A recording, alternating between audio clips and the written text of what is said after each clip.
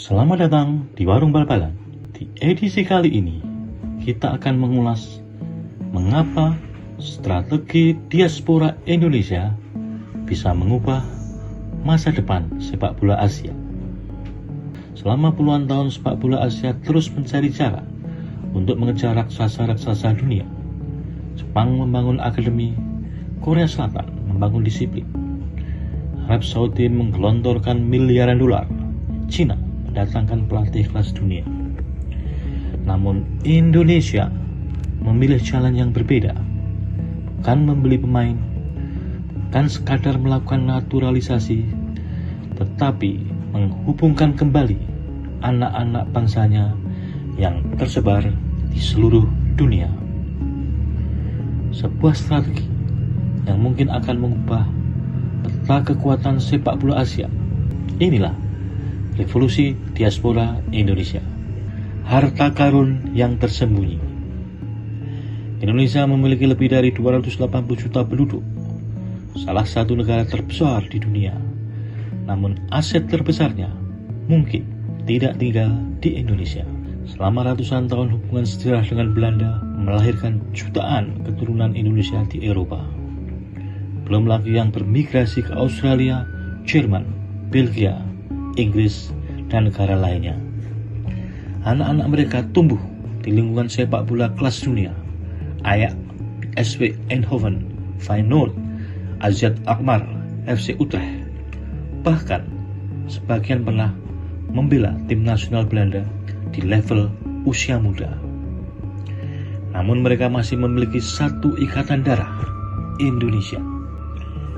Bukan naturalisasi biasa. Banyak negara menaturalisasi pemain asing, tetapi Indonesia memiliki pendekatan yang berbeda. Sebagian besar pemain memiliki keturunan Indonesia, ayahnya Indonesia, ibunya Indonesia, kakeknya Indonesia, atau neneknya Indonesia. Mereka bukan orang asing yang dibeli untuk memenangkan pertandingan. Mereka adalah bagian dari sejarah bangsa. Karena itu, bagi banyak pemain diaspora, memakai jersey merah putih bukan hanya soal sepak bola, tetapi tentang pulang kepada akar, pulang kepada keluarga, pulang kepada identitas. Mengimpor pengalaman, bukan sekadar pemain. Bayangkan, seorang pemain belajar sepak bola selama 20 tahun di Akademi Belanda yang memahami positional play, pengambilan keputusan, disiplin taktik, mental profesional. Lalu pemain lain datang dari Inggris membawa kecepatan, fisik, tempo permainan. Kemudian ada lagi yang tumbuh di Jerman dengan pressing intensitas dan organisasi permainan. Ketika mereka berkumpul, tim nasional Indonesia yang datang bukan hanya pemain hebat, tetapi puluhan tahun ilmu sepak bola Eropa. Indonesia tidak hanya mengimpor talenta, Indonesia mengimpor pengetahuan. Efek domino yang ditimbulkan. Hadiran para pemain diaspora menciptakan standar baru. Pemain lokal berlatih bersama mereka, melihat bagaimana mereka makan, bagaimana mereka menjaga tubuh, bagaimana mereka berpikir, bagaimana mereka berlatih. Standar naik, persaingan naik, mentalitas berubah. Dan ketika pelatih seperti John Hetman datang membawa pendekatan sepak bola Eropa, proses itu semakin cepat. Lambat laun yang berubah bukan hanya tim nasional, tetapi budaya sepak bola Indonesia. Mengapa ini revolusioner bagi Asia?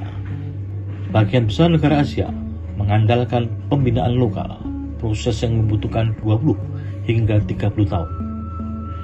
Indonesia melakukan dua hal sekaligus, tetap membangun akademi, tetap membina pemain muda, namun di saat yang sama menghadirkan pengalaman Eropa ke dalam tim nasional.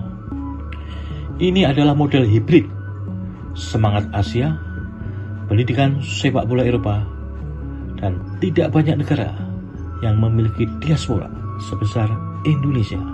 Inilah keunggulan yang unik, tantangan besar. Namun tidak ada jalan pintas. Diaspora bukan solusi untuk semua masalah. Jika Indonesia harus makin kuat, akademi harus terus berkembang, pelatih lokal harus meningkat. Karena jika pembinaan tidak berjalan, maka keuntungan diaspora suatu saat akan habis.